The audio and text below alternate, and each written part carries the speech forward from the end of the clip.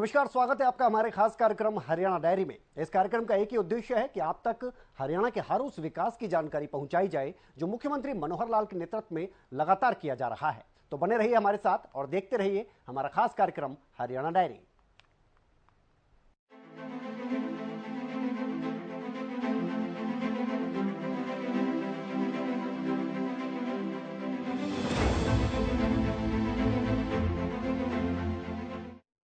तो हरियाणा के मुख्यमंत्री मनोहर लाल ने सरपंचों की मांग को देखते हुए अब काम की लिमिट जो है वो 2 लाख से बढ़ाकर 5 लाख कर दी है। अब सरपंच बिना ई टेंडरिंग के 5 लाख रुपए तक के काम करा सकेंगे। इससे ऊपर की राशि के लिए उन्हें ई टेंडरिंग का ही सहारा लेना होगा। साथ ही सरपंचों और पंचों के मानदेय बढ़ाने का ऐलान भी सरकार की तरफ से किया गया है।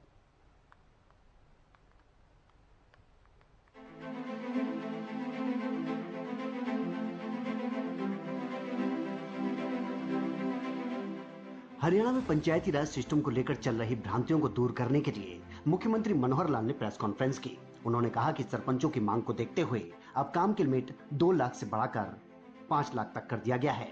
यानी अब सरपंच बिना किसी परेशानी के 5 लाख रुपए तक के काम करा सकेंगे। इससे ऊपर की राशि के लिए सारे काम ई टेंडरिंग से ही करवाने होंगे। उन्होंने कहा कि जिला परिषद की भी शक्तियां बढ़ाई गई हैं।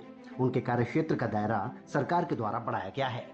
मुख्यमंत्री मनोहर लाल ने कहा कि ई टेंडरिंग से जो काम होंगे, अगर उसकी गुणवत्ता में कोई भी खराबी आती है तो उसकी जिम्मेदारी अधिकारी की होगी। सीएम ने कहा कि जो कोटेशन से काम होंगे उसकी गुणवत्ता की जिम्मेदारी सरपंच की होगी। गुणवत्ता के साथ सरकार किसी भी प्रकार का कोई समझौता नहीं करेगी। हरियाणा के मुख्यमंत्री मनोहर लाल ने सरपंचों के वेतन में भी इजाफा किया है।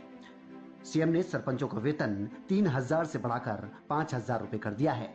सीएम ने कहा कि सरपंचों को बढ़ा हुआ वेतन अप्रैल से दिया जाएगा। इसके अलावा पंचों के वेतन में भी बढ़ोतरी की गई है। उनका वेतन 1,000 से बढ़ाकर 1,600 रुपए कर दिया गया है। हरियाणा के मुख्यमंत्री मनोहर लाल ने सरपंचों को एक और बड़ा तोहफा दिया। मुख्यमंत्री ने सरपंचों के अधिकार में भी बढ़ोतरी करते हुए ग्राम सचिव की एसीआर लिखने के अधिकार भी सरपंचों को दे दिए हैं। उन्होंने कहा कि विपक्ष ई टेंडरिंग को लेकर केवल भ्रांतियां फैला रहा है, जबकि इस व्यवस्था से कामों में पारदर्शिता आएगी। हरियाणा के मुख्यमंत्री मनोहर लाल ने कहा कि सरकार ने पंचायती राज व्यवस्था को सुधारने के लिए सीईओ की भर्तियां शुरू की हैं। पंचायती राज में पहले सीईओ की भर्तियां नहीं की जाती थी। इस नियुक्ति से पंचायतों में काम को और बेहतर करने में मदद मिलेगी। सीएम ने कहा कि सरकार पंचायतों को सशक्त करने पर काम कर रही है। गांव में कराए जाने वाले कामों का सरकार ऑडिट कराएगी। इसके साथ ही कराए गए कामों का सरकार ग्राम सभा से फीडबैक भी लेगी। कामों की गुणवत्ता सुनिश्चित करने के लिए क्वालिटी टेस्ट टीम भी बनाई जाएगी, जिसके चलते कामों का टीम निरीक्षण करेगी। सरकार के इस कामों में गांवों में विकास की धारा बहेगी। हरियाणा के मुख्यमंत्री मनोहर लाल ने जिला परिषद को और सशक्त किया है। उन्होंने इसको लेकर कहा कि प्रत्येक जिला परिषद का अपना कार्यकाल होगा। इसके साथ ही पहली तिमाही को करीब 12 करोड़ रुपए आवंटित किए जाएंगे। इसके साथ ही 5 बड़े गाँव में स्ट्रीट लाइट लगाने की जिम्मेदारी जिला परिषद के द्वारा पूरी की जाएगी। साथ ही मिड डे मील की मॉनिटरिंग के लिए जिला परिषद की जिम्मेदारी सरकार ने तय कर दी है। हरियाणा के मुख्यमंत्री मनोहर लाल ने कहा कि जिला परिषद को 110 करोड़, ग्राम पंचायत के लिए 165 करोड़, पंचायतों के लिए 850 करोड़ रुपए अलॉट किए गए हैं। हर जिले में जिला परिषद के सचिवालय बनाने का फैसला सरकार ने किया है। काम की क्वालिटी तय करने के लिए इंजीनियरिंग विंग की स्थापना की गई है। हरियाणा के मुख्यमंत्री मनोहर लाल ने कहा कि HSR रेट और DC रेट के बीच समन्वय बनाया जाएगा। इसके लिए HSR रेट को जिला स्तर पर बनाकर नोटिफाई किया जाएगा। बिजली कर का 2% पंचायतों को एरियर के साथ और स्टाम्प ड्यूटी का 2% पंचायतों को दिया जाएगा। अब तक 6,217 पंचायतों में से 5,048 के प्रस्ताव आए हैं। लगभग 9,418 के करीब प्रस्ताव आए, जिनमें से 1,044 के टेंडर अभी तक अपलोड हुए। मुख्यमंत्री ने कहा कि बड़ी पंचायतों के लिए 25 लाख रुपए बजट रखा गया है। यहाँ कुछ काम ई टेंडरिंग से किए जाएंगे, कुछ काम कोटेशन के जरिए होंगे। लापरवाही करने पर अधिकारी जिम्मेदार होंगे। साथ ही टेंडर पब्लिश करते ही राशि अलॉट कर दी जाएगी। पंचायतों में विकास का पैसा 4 किश्तों में दिया जाएगा। मनोहर लाल ने कहा कि अब पंचायतों में विकास के कामों के लिए बिजली के बिल पर 2% का भुगतान पंचायतों को दिया जाएगा। इसके साथ ही स्टाम्प ड्यूटी में भी पंचायतों को 1% हिस्सा दिया जाएगा। क्योंकि सरपंचों का जब चुनाव हुआ उस समय भी कुछ बातें हमने घोषित की थी। एक विचार ऐसा इस बार बना था कि ये सारे काम जनता के जो लिए काम किए जाते हैं उनको अधिक से अधिक पारदर्शी बनाना और जो काम ठीक न करे उसको जवाबदेह बनाना, इसका भी हमने एक अभियान लिया है। जितना पैसा हम भेजेंगे, अब चूंकि टेक्नोलॉजी का जमाना आ गया है, तो टेक्नोलॉजी से हर चीज को मॉनिटर भी किया जा सकता है। वो समय अब खत्म हो गया कि जब कोई प्रधानमंत्री भी ये कहता था कि 1 रुपया ऊपर से भेजा जाता, नीचे 15 ही पैसे पहुंचते हैं। अब तो टेक्निकली 1 रुपया अगर भेजा जाएगा तो 1 ही रुपया खाते में नीचे जाएगा, बीच में कोई स्कोप नहीं है उसमें से कोई एक भी पैसा निकाल ले। इसलिए उस पारदर्शिता को लाने के लिए ई टेंडरिंग की व्यवस्था हमने शुरू की थी। और ई टेंडरिंग की व्यवस्था में एक लिमिट, जो कि पहले तो तकरीबन बड़ी राशि का काम सरपंच ई टेंडरिंग के बनाई करवाते थे, लेकिन इस बार एक लिमिट लगाई थी हमने पहले तो 2 लाख रुपए की, कि 2 लाख रुपए से नीचे के जो काम हैं वो लोग कोटेशन के आधार पर करा सकते हैं। 2 लाख या इससे ऊपर के काम सारे ई टेंडरिंग पर होंगे। अब थोड़ा विवाद हुआ कि नहीं 2 लाख रुपया बहुत कम है, इससे तो शायद एक गली भी नहीं बनती है, फिर हमें अलग अलग से छोटे छोटे काम कराने पड़ते हैं। उनकी मांग को ध्यान में रखते हुए, मांग तो बहुत ज्यादा थी, लेकिन हमने सब विचार विमर्श करने के बाद बहुत से सरपंचों से अलग अलग भी बात हुई, जनता के लोगों से भी बात हुई। सो फॉर सो अभी 2 दिन पहले हिसार में किसानों का एक मेला था, कृषि मेला में लगभग 10,000 से ऊपर संख्या थी जहां मेरा संबोधन हुआ। और मैंने खुल करके पूछा, मैंने कहा ये ई टेंडरिंग के विषय में हमको जो हमारा स्टैंड है ठीक है कि नहीं है।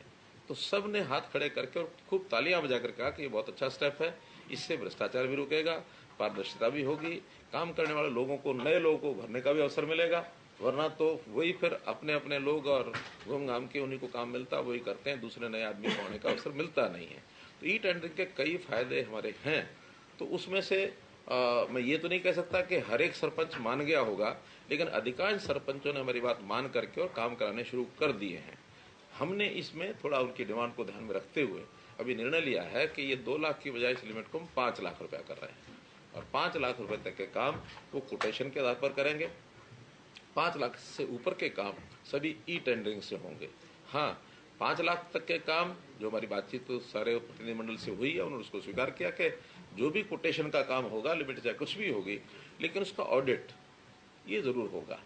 और ऑडिट का सिस्टम भी अब जिसको कहना चाहिए कि ऑनलाइन प्रणाली से ही होगा। ऑनलाइन प्रणाली से ही उसके जो एस्टीमेट हैं वो तैयार किए जाएंगे, ऑनलाइन उसकी एमबी भरनी होगी, बिल भी अपलोड होंगे, भुगतान जो है वो भी एक कॉमन पोर्टल से होगा। विषय आएगा रेट का। रेट्स 2 प्रकार के ये प्रचलित हैं। एक है HSR rates, Haryana scheduled rates, दूसरे हैं DC रेट्स।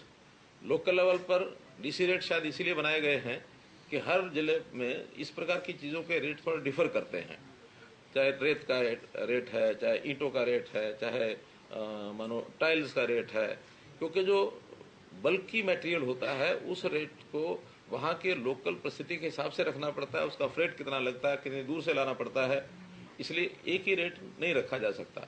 जहाँ ईंटें बनती हैं वहाँ थोड़ी सस्ती मिलेंगी, जहाँ ईंटें बनती ही नहीं है, दूर से आती हैं, तो स्वाभाविक है ईंट के रेट से एक बहुत बड़ा प्रतिशत उसका फ्रेट में जाएगा। यही स्थिति मिट्टी की, रेत की, इंटरलॉकिंग टाइल्स की, कभी कभी मजदूरी भी अलग अलग होती है। कुछ स्थानों पर मजदूरी सस्ती होती है, कहीं कहीं NCR एरिया में मजदूर महंगा मिलता है, तो उन रेट्स का थोड़ा डिफरेंस ये हमेशा रहता रहा है। इसमें अब उनकी मांग क्या थी कि इन रेट्स को रियल लेवल पर लाया जाए, जो मार्केट रेट है, डिस्ट्रिक्ट लेवल पर ही रेट कंट्रैक्ट होगा। उस रेट से सस्ता कोई लेना चाहे लेके लगा सकता है, क्वालिटी जो तय होगी, उसका पैरामीटर तय होगा, वही ली जाएगी। लेकिन अगर कोई व्यक्ति किसी व्यक्ति से कुछ नेगोशिएशन करके सस्ता भी लेना चाहता तो ले सकता है, लेकिन मैक्सिमम रेट वही होगा जो रेट कंट्रैक्ट होगा। रेट कंट्रैक्ट में जो पार्टीज टेंडर करेंगी, जो उसमें पार्टिसिपेट करेंगी और रेट मैचिंग जो करेंगी L1 को, उनको सबको सप्लाई करने का अवसर दिया जाएगा। किसी से भी मटेरियल जो है वो लिया जा सकता है। फिर इसकी जो गुणवत्ता की जांच करने के लिए सोशल ऑडिट सिस्टम, इसको हम स्थापित कर रहे हैं। अगले 6 महीने के अंदर इसका विधिवत एक सिस्टम बन जाएगा। वहीं गांव के प्रमुख लोगों की टीम बनेगी, वही उसका ऑडिट करेंगी, जिसके अंदर कुछ रिटायर्ड लोग होंगे, कुछ पूर्व जनप्रतिनिधि होंगे, जो एक सहमति के आधार पर ग्राम सभा को ही बताया जाएगा। उसमें भी अगर कोई गलत आदमी आया तो उसको बाहर करके ग्राम सभा की जो बैठक है उसके अंदर उसको सैंक्शन कराएंगे। ये आपकी यहाँ की सोशल ऑडिट टीम है। तो ऐसे सोशल ऑडिट के माध्यम से भी जांच की जाएगी। और एक हमने क्वालिटी एश्योरेंस अथॉरिटी, ये बनाने का भी शुरू कर दिया है, बहुत जल्दी नोटिफाई हो जाएगी। छोटे बड़े प्रदेश में जो भी काम है सबकी क्वालिटी को एक प्रकार से उसको सुनिश्चित करने के लिए ये जो क्वालिटी असेसमेंट अथॉरिटी होगी ये अपना मैकेनिज्म खड़ा करेंगे। कहीं भी चलते हुए काम में भी वो चेक करेंगे। चलते हुए काम के बाद यानी पूरा होने के बाद भी शिकायत मिलती है तो एक क्वालिटी एश्योरेंस अथॉरिटी उसकी जांच करेगी। नहीं, ये तो सबके लिए पूरे प्रदेश में क्वालिटी एश्योरेंस अथॉरिटी हर सिविल वर्क के लिए, वो पंचायती पर भी लागू होगा, बाकी भी लागू होगा। और ये जो 5 लाख रुपए की राशि की लिमिट बनाई है नेगोशिएशन की, इसमें चाहे वो 5 लाख या 5 लाख से कम के काम हो, क्योंकि जरूरी नहीं कि हर काम 5 लाख का होगा, 2 लाख के भी होंगे, 3 के भी हो, 1 का भी होगा। तो ऐसे कोटेशन के आधारित कुल जो काम है उसकी मैक्सिमम लिमिट तो 25 लाख है बड़ी पंचायतों के लिए, लेकिन जो छोटी पंचायतें हैं उसका 1/3 से ज्यादा ये उसमें से नहीं करा पाएंगे। मानो कुल मिलाकर के है ही 50 लाख रुपया किसी पंचायत के पास, तो 17 लाख रुपए के काम वो उसमें से कोटेशन पर करा पाएंगे, बाकी काम ई टेंडरिंग से ही कराएंगे। तो ऐसे इसमें कोई और नया कोई सुझाव आएगा। मानो बहुत छोटी पंचायतें भी कहीं कहीं हैं, है ही 5-7 लाख रुपया साल का जाता। मानो 1000 की आबादी होगी तो उसमें 1000 की आबादी में 2000 के हिसाब से कितना हुआ, 20 लाख। हाँ, तो 1000 की आबादी में 20 ही लाख रुपया जाएगा। तो उनके काम भी उतने छोटे छोटे उतने ही होंगे। अगर वहाँ बड़े काम का स्कोप नहीं होगा तो छोटे काम का दोबारा से में सोच सकते हैं। लेकिन अभी पहले चरण में हमने ये सोचा कि कोटेशन के काम जो हैं वो मैक्सिमम तो 25 लाख, लेकिन 1/3 से ज्यादा नहीं सालाना। मतलब 75 लाख तो 25 बन गया, अगर 20 है तो फिर वो 7 अगर 75 लाख से ऊपर भी किसी गांव का अलॉटमेंट है तो 25 लाख का काम करा सकता है।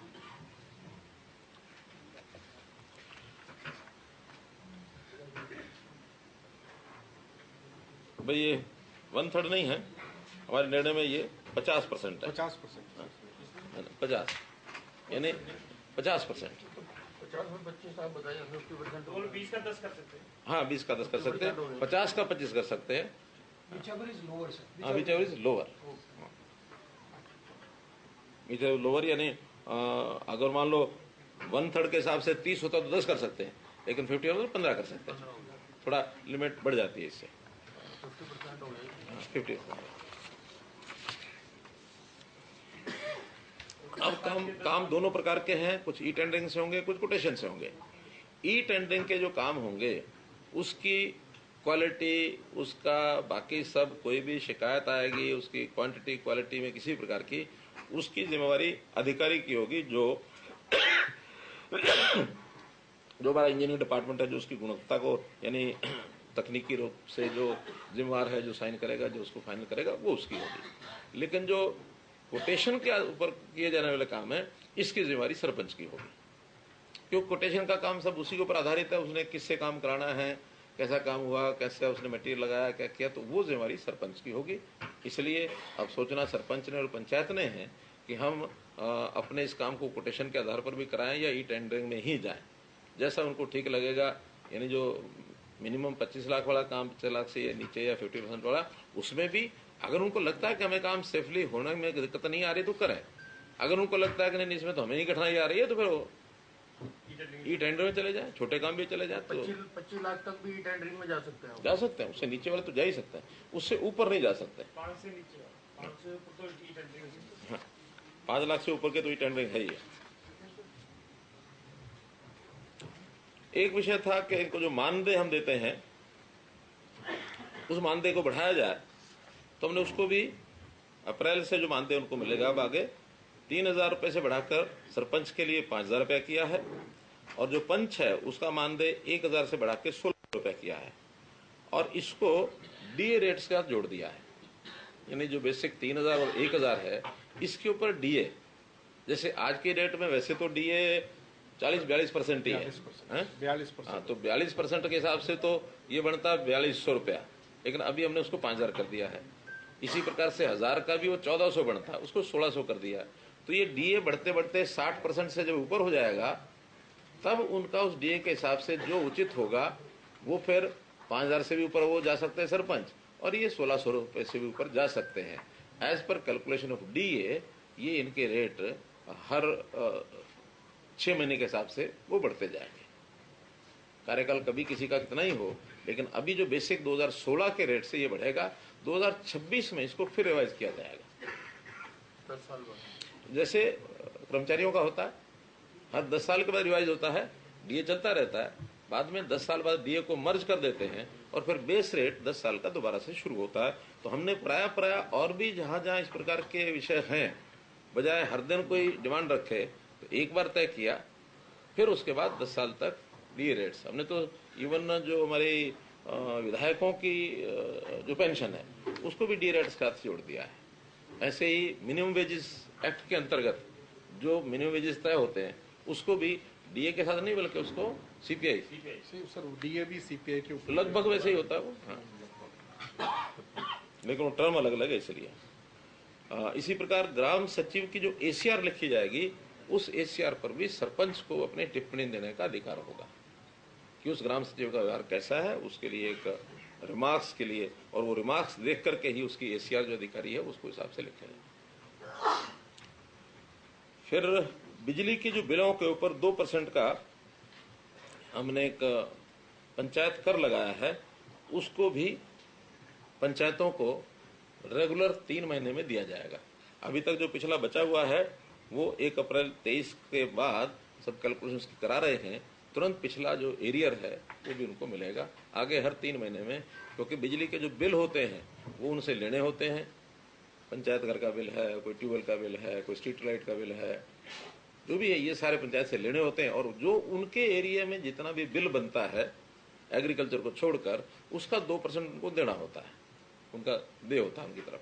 तो कम ज्यादा होगा वो हर 3 महीने उसके। इसका यूनिट विलेज लगना है। हाँ विलेज, यानी ग्राम पंचायत है, विलेज नहीं, विलेज बल्कि कई बार अलग इकाई होती है। और इसी प्रकार से जो स्टाम्प ड्यूटी है, संपत्ति पर जो बिक्री है, उसके ऊपर भी 1% पैसा पंचायतों को ये हर महीने उनको जो है क्रेडिट कर दिया जाएगा, जो उस एरिया की जमीन बिकती है। तो गांव रूरल की, शहर का वो अर्बन लोकल बॉडीज को जाता है। रूरल का 2% होता है, 1% पंचायतों को, आधा % पंचायत समिति को, आधा % जिला परिषद को, 2% पूरा उनको जाएगा।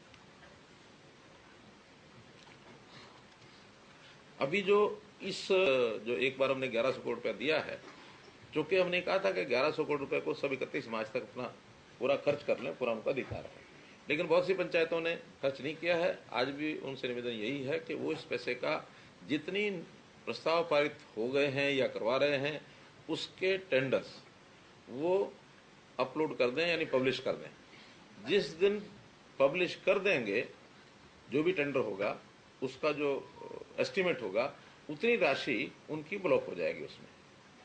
वैसे तो सामान्यतः उस अकाउंट में से पैसे तब निकालते हैं पेमेंट करनी होती है, लेकिन हम ये भी सुविधा दे रहे हैं कि अभी भी वो टेंडर पब्लिश करेंगे, उसी दिन से वो राशि उनकी 31 मार्च से पहले वो उनके लिए हो जाएगी। बाकी जो है वो अगले साल में चली जाएगी। हाँ, कोटेशन वो बता रहा हूँ अलग।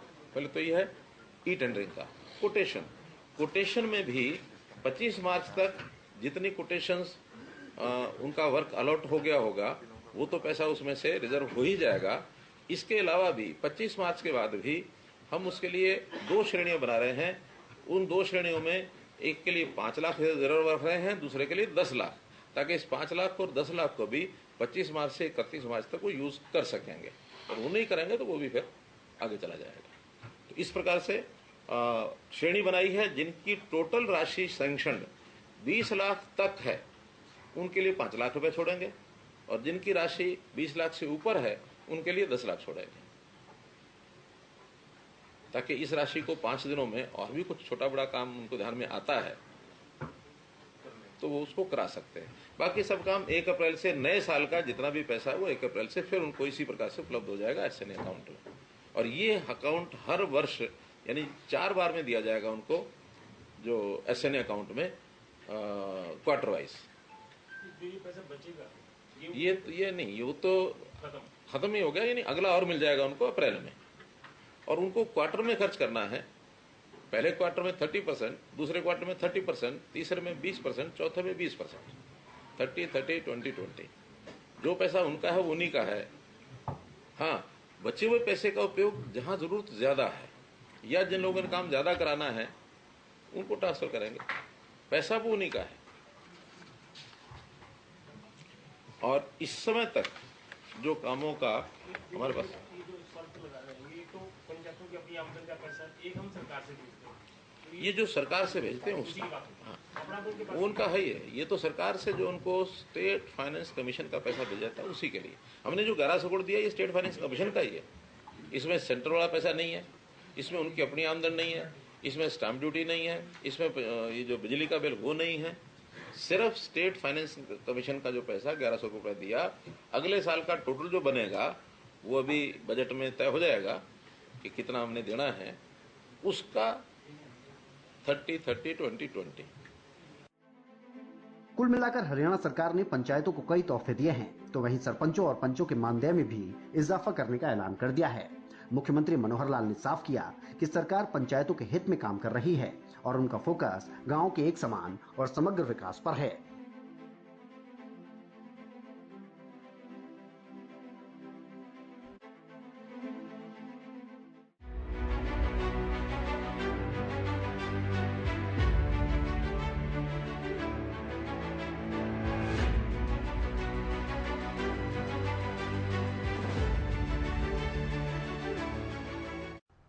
और नूह में रोजगार मेले का आयोजन किया गया। रोजगार मेले में 10वीं, 12वीं, ITI और स्नातक पास अभ्यर्थियों की अगर बात की जाए तो उनकी योग्यता के अनुसार रोजगार के अवसर उनको प्रदान किए गए। रोजगार मेले में कुल 419 युवाओं ने भाग लिया, जिनमें से 142 युवाओं का अलग अलग कंपनियों की तरफ से चयन किया गया। इसके अलावा 106 युवाओं को अगले चरण के इंटरव्यू के लिए शॉर्टलिस्ट भी किया गया।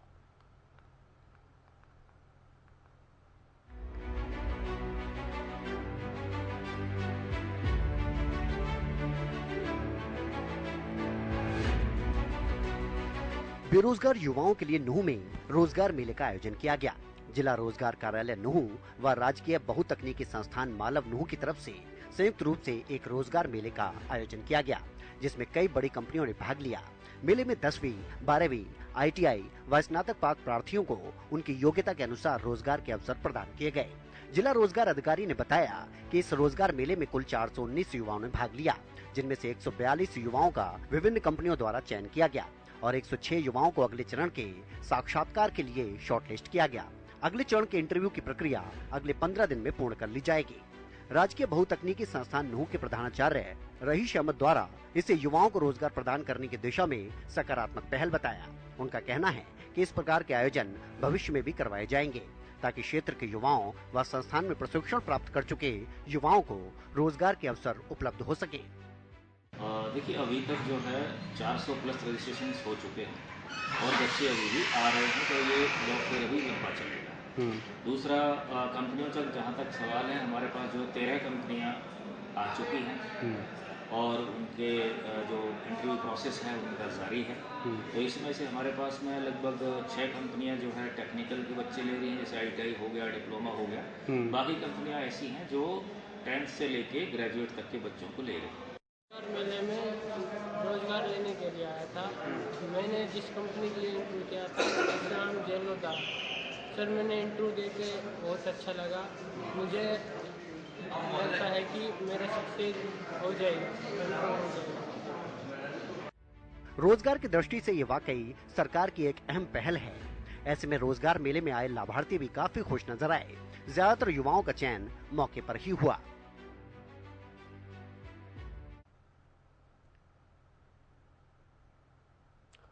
तो मुख्यमंत्री मनोहर लाल के कुशल नेतृत्व में हरियाणा प्रदेश लगातार विकास की ओर अग्रसर है। ऐसे में हरियाणा का हर वर्ग सरकार के कार्यों से काफी संतुष्ट नजर आ रहा है, क्योंकि हरियाणा सरकार का एक ही मकसद है कि प्रदेश के अंतिम व्यक्ति का भी विकास किया जा सके। फिलहाल हमारे खास कार्यक्रम हरियाणा डायरी में आज के लिए इतना ही। कल फिर मिलेंगे। आप देखते रहिए हरियाणा न्यूज।